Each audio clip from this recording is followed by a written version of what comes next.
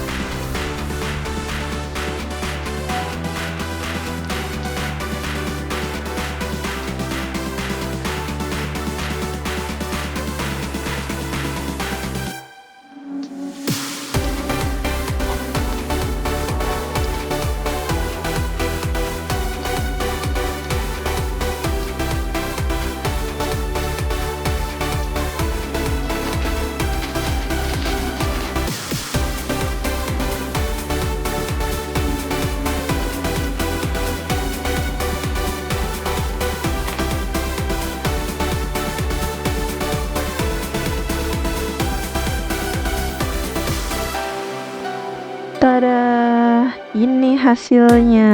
Bagaimana? Rumit nggak? Sebenarnya sih kalau pertama kali bikin sih bingung, sakit kepala dibikinnya. Tapi step by step kan di buku itu dijelaskan, jadi memudahkan dalam pembuatannya.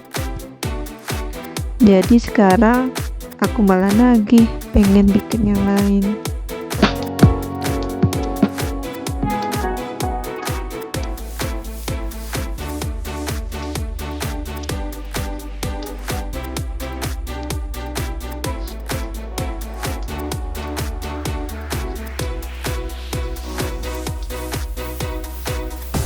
Sampai di sini dulu ya video kita ya teman-teman. Jangan lupa subscribe, like, comment, and share ke semua medsos kalian. Bye bye.